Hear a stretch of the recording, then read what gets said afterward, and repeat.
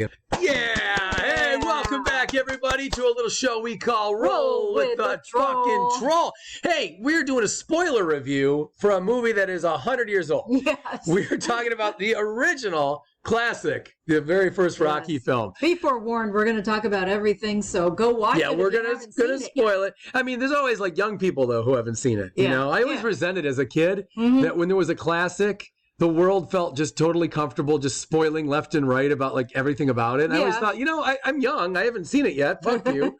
But yeah, so first Rocky film, guys, we're gonna talk about it. We're gonna unpack this son of a bitch. Could there be a more legendary movie?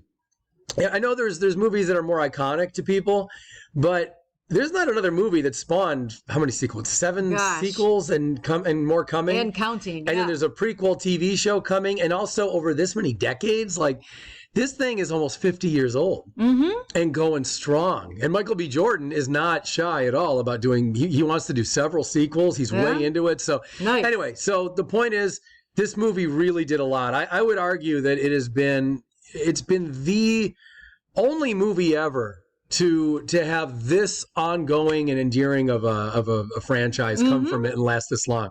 Halloween is close, but Halloween's also had so many misses and weird fuck ups and all that, and it's not as beloved. It's a horror franchise, right? So, yeah, it doesn't compare really. Doesn't. All right. So anyway, so this movie's a classic. Let's talk about it. What are the things that we liked and didn't like? I'll tell you a scene I don't like. Okay. I don't like the scene where Paulie really gets out of control and he's yelling, and then like Rocky kind of tackles him sort of, although he's already kind of laying down. With the baseball bat? Yeah, that whole scene.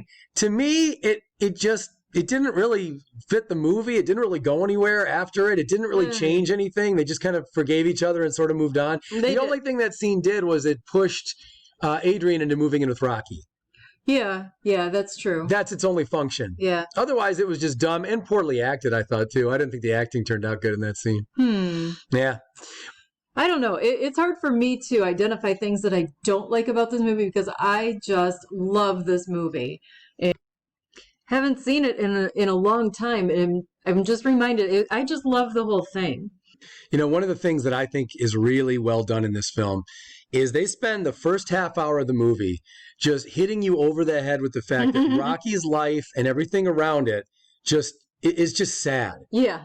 Even the people that are happy, like the guys working on the docks and some of the people that are like kind of involved, like this is the boxers that are barely making any money and barely getting by. Yeah. Even though they're relatively happy, and you don't necessarily see them as people that are unhappy, I still feel like the movie delivers a message to you that Stallone and the director see this as just a sad existence. Yeah. Does that make sense? Yeah. Now, even for the people who are relatively happy there, it's still delivered like, doesn't this suck? Yeah, it's kind of a dark, dank, depressing almost struggle. You can sense the struggle is what it is. Yeah, the struggle of just Philadelphia.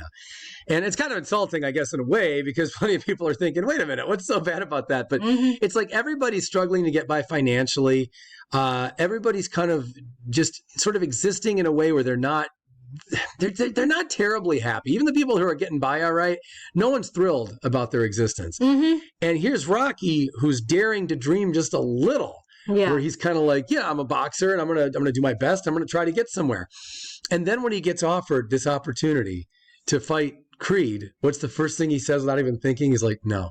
He can't bring himself to do it. Yeah. So anyway, what I like is that they really put you in Rocky's heart as this guy who, he believes in himself, but not really. He thinks he believes in himself. He thinks he wants to take some big chances. He gives Andy that speech at the bar about like, what shot have you ever taken? This guy took a shot, which was a great scene. I love that. Yeah.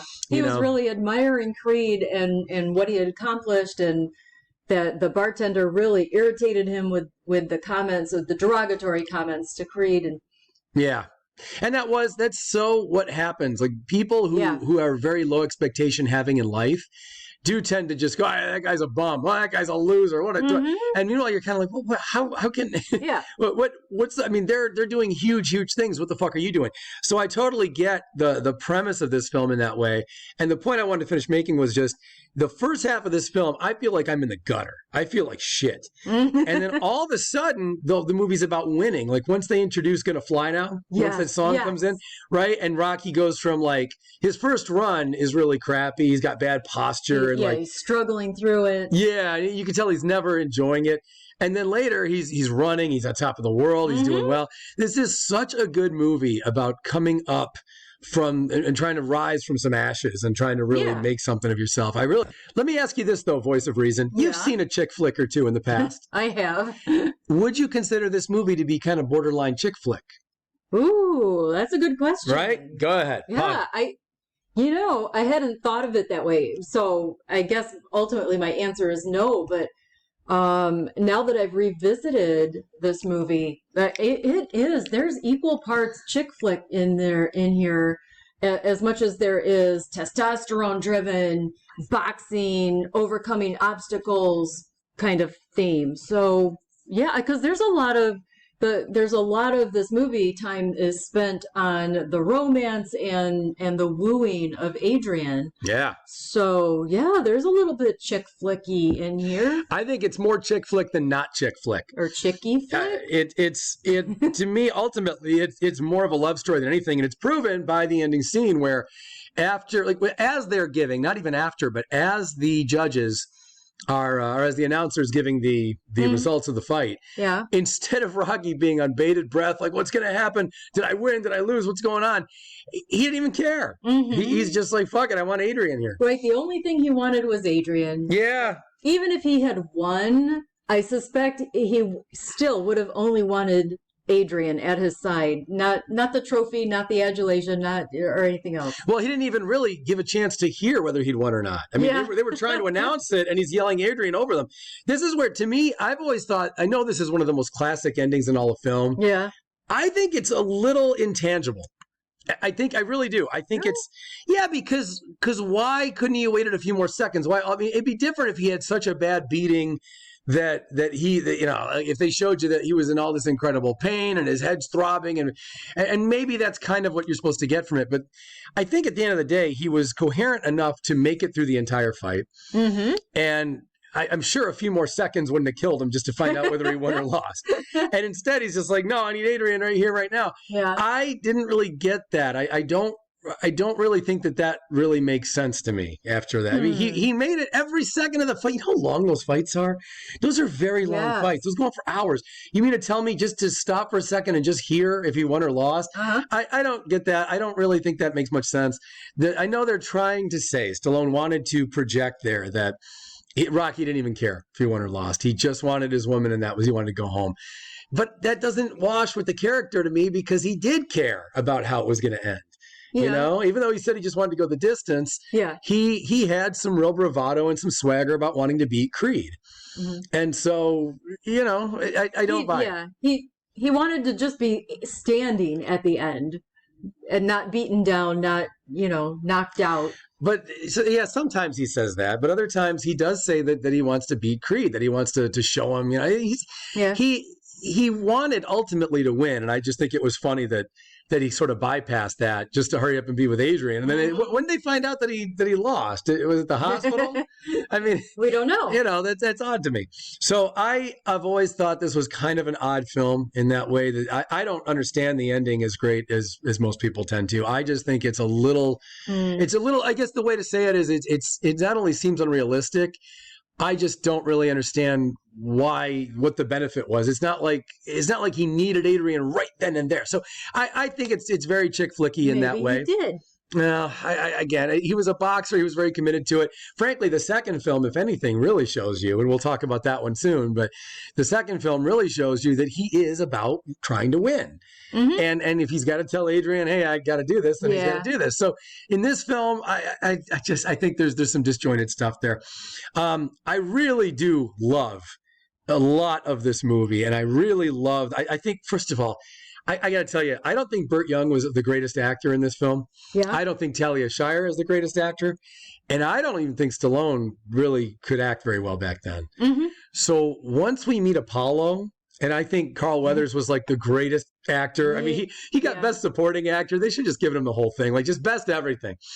Carl Weathers was so good in these movies, all of them. Yeah, in the first scene that we have with Carl Weathers, that you can instantly kind of tell the difference between his acting skill and the rest of the cast. Yeah, he suddenly elevates up until we meet Apollo. Much more polished. Right? Like and way more believable, and like the facial expressions and the body language, everything about him, he's such a good actor. Yeah. He is Apollo. Forget it. Apollo's in his blood. Yeah.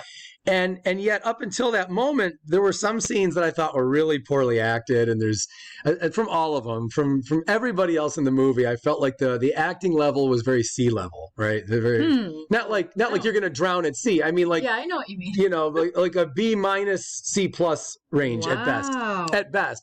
And then he shows up and he's an A+. And frankly, and so is, and I know this guy's not an actor, but for some reason, Tony Burton. Also, I thought was his kind of right hand man. Oh, okay. I think his acting's really good. Yeah. He's not even an actor. He was a boxer or a coach or something, and they pulled him in. Yeah, he was good. He was really good. He was better than real actors in this movie. Yeah. So once you get to that whole scene with them, I suddenly feel like the acting level is elevated quite a bit. Yes. So anyway. Yeah, it's a great movie. It's certainly a lot of fun. Love it. I don't consider this to be a guy movie, though, at all. Very, very little. I think of this as really just a downtrodden kind of movie about people who don't have what they want to have in life. Mm-hmm. And then I also see it as a movie of Rocky going after this woman that he really wants, and ultimately that's all he really wants is her. Yeah. So interesting. Yeah, I think so. What do you think? Should it get a sequel? Yeah. I mean, I think it deserves a sequel or 10. I can see where people felt like it didn't, like it not that it didn't deserve a sequel, but I can see why with this one and with the first Halloween, where people felt like just leave it alone. Don't do sequels. Don't damage it. Just let us have that ending and let that be it. Let us just wonder about that character. But there's so much in this movie about this character that needs unpacking. Yeah. You know, like you do need to kind of see like what happens with him and Adrian later. Yeah, what happens next? Yeah, I think you need to know that. And I think you need to know, like, look, he just gave the champ a hell of a run for his money, maybe beat him in a way, even though he wasn't credited for that. Mm-hmm. So I think you kind of need a sequel, and you need to, like, there's too much about Rocky that made you wonder what would his future actually be like, you know? Yeah. And so I think doing the sequels, I'm one of the few people who feels like the sequels are all really justified. Mm-hmm. Like people kept saying it was a cash cow for Stallone and he just couldn't stop indulging himself. No, I don't think that's fair. I think the movie warrants. It had a lot of story to tell. I think the sequels were legit. Yeah, I really do. Yeah. What do you think of the character, another guy named Tony in the film? There's a few Tonys in the film. Mm-hmm. The loan shark guy, or what is it? The guy who sends Rocky to break people's thumbs. Yeah. Was his name Tony? I think so. Okay. What do I think about him? Yeah. What do you think of his character? He's in this movie and he's in the next one, and then we don't see him anymore. I mean, wasn't the worst villain we've ever seen. You thought of him as a villain? Really? You see him as a villain? I mean, he's villainous. He's a loan shark and breaks people's thumbs and probably breaks their legs for not repaying. I don't know. There's a spin-off movie coming out where he punches a guy in the balls. Is that right? No, I made that up. Yeah, I thought you did. I don't see him as a villainous as all. I think there are people who do see him as the guy who is like the devil on Rocky's shoulder. Yeah. I don't see him that way. Maybe because I'm Italian. I see him as... I think he was a guy who cared about Rocky, you know, and he's running a business that you can think whatever of, but I think ultimately he had a good heart and he really just, he cared about Rocky and he wanted to help him. Yeah, in a weird way.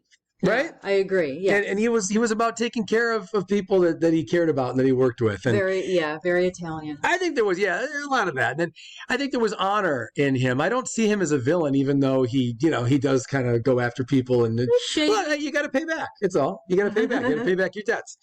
So anyway, guys, enough about us. What do you all think about this original Rocky film? Let us know in the comments. I am real curious because in our comment section, we've talked a lot about Cobra Kai. We've talked a lot about Halloween. We've talked a bit about Batman, I guess. We haven't really talked much Rocky yet. No, so, we combined a Rocky. Yeah, we did. Daniel LaRusso. But let us know in the comments. That was fun. Let us know in the comments what you guys think of the original film. How does it compare to the others? Hit the like button. Yeah, if you could, like and subscribe, do all that shit. We want to support the channel.